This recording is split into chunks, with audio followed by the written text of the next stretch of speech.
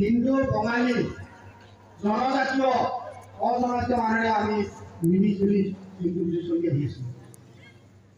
আমাৰ আগৰ বক্তাই কৈ গৈছে যে কাজলী চকী মানে হ'ল সেই আহোমবিলাকে য'ত পৃথিৱী পাইছিলে সেইখন চকী মানে কাজলীটো হয়তো অনেক নাম পাইছে। তাৰ মিউজিয়ামৰো সংস্কৃতি অধ্যয়ন আছে, এটা বুৰঞ্জীয়ে কয়।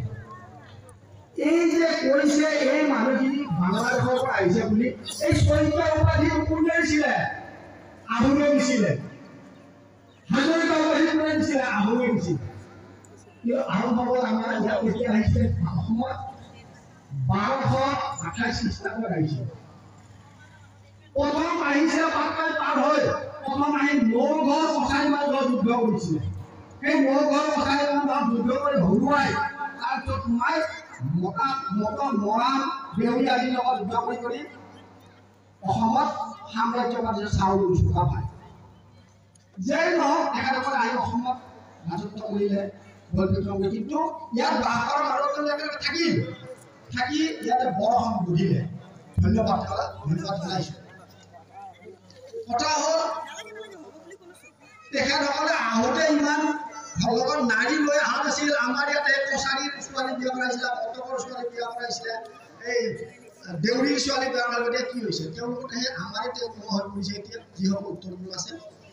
গতিকে এনে ক্ষেত্ৰত এতিয়া এই ধৰ্মীয় ভাৱটো আনি আমাৰ মাজত বিভেদ আনিব বিচাৰোঁতে আমি দুখ পাইছোঁ, অতি দুখ পাইছোঁ। মই যেতিয়া কথা শুনিব পাইছিলোঁ অতি দুখ পাইছোঁ।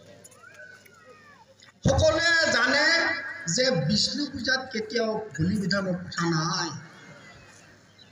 কি জনজাতি, কি অৰ জনজাতি? মহাদেৱৰ পূজাত আছে, হয়তো মহাদেৱৰ পূজাত বা কালীৰ পূজাত হেৰি কৰে। গতিকে ইয়াত আজি কিমান বছৰৰ পৰা ইয়াত ইয়াত থকা মানুহখিনি ইয়াত বিষ্ণু পূজা কৰি ইয়াত ৰাসকে আদি কৰি বিভিন্ন পূজা পাতল কৰি আছে। তাত বিভিন্ন ঠাইৰ মানুহ আহি ধৰ্মীয়ভাৱে ইয়াত উপভোগ কৰে। তেনে ক্ষেত্ৰত তেখেতসকলে এইটো পবিত্ৰ কৰাটো আমি বৰ দুখ পাইছোঁ। এইটো হ'ব নালাগে। যিসকল ব্যক্তিয়ে ইয়াত উদ্দেশ্য লৈ আহে তেওঁলোকৰ হয়তো কিবা আমাৰ আগৰ কথাই কৰিছে যে তেওঁলোকৰ কিবা স্বাৰ্থ লাগিব পাৰে। সেই স্বাৰ্থত কৰি তেওঁলোকে এইবিলাক কৰিব পাৰিছে। এই স্বাৰ্থ কৰি আমাৰ ইয়াত যুগ যুগ ধৰি বাস কৰি থকা আৰু সেই কাজলী কছাৰীৰ ৰজা ধৰ্মসিংহইহে ৰাজত্ব কৰিছিল। ধৰ্মসিংহই ৰাজত্ব কৰি থকাৰ সময়ত 1603 খ্ৰীষ্টাব্দত যেতিয়া নেকি প্ৰতাপ সিংহই ৰাজত্ব কৰে, ৰাজত্ব কৰি পেলাই ইয়াতে 1505 খ্ৰীষ্টাব্দত চকী নিৰ্মাণ কৰে। তেতিয়াহে সাত ৰাজ মাৰি এক ৰাজ কৰিছিল এই প্ৰতাপ সিংহৰ দিনত। আৰু প্ৰতাপ সিংহৰ দিনতে এই গড় বা এই সৈন্য চাউনি থকা ঘৰটো নিৰ্মাণ কৰিছিল। তাৰপিছত তেওঁলোকে কিন্তু ইয়াৰ মানুহখিনিক খেদি পেলাই গোটেইবিলাক আহোম সৈন্যই বাস কৰিছিল এনেধৰণৰ কথা নাছিল। ইয়াৰ যিখিনি মানুহ আছিল সেই মানুহখিনি ইয়াতে আছে।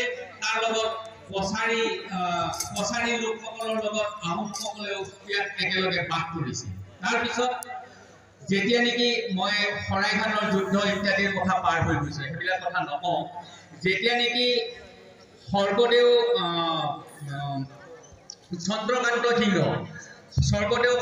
চন্দ্ৰকান্ত সিংহৰ দিনত যেতিয়া নেকি আহোমৰ আক্ৰমণ হ'ল, আহোমৰ আক্ৰমণৰ সময়ত ইয়াৰ পৰা গোটেই মানুহবিলাক কয়, ইতিহাসে যিখিনি কৈছে সেই ইতিহাসৰ ওপৰত ভিত্তি কৰি যদি আমি চাওঁ, ইয়াৰ পৰা গোটেই মানুহখিনি আহোমৰ আক্ৰমণত থাকিব নোৱাৰি ইয়াৰ পৰা ভাগি পলাল।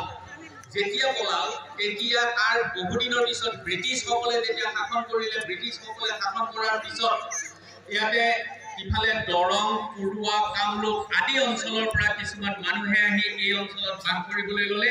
আৰু তেতিয়াৰ পৰা সেই মানুহখিনি ইয়াত বাস কৰি আহিছে। বিভিন্ন সময়ত তাৰ কোনোবা কৰবালৈ উঠি গৈছে, কৰবাত আকৌ কোনোবা আহি বাস কৰিছে। কিন্তু ব্ৰিটিছসকলৰ দিনৰ পৰা এই মানুহখিনি ইয়াত আছে। গতিকে সেই মানুহখিনিক আজি কোনোবাই বাংলাদেশৰ পৰা অহা বুলি কোৱাৰ লগে লগে অকণমান মনত আঘাত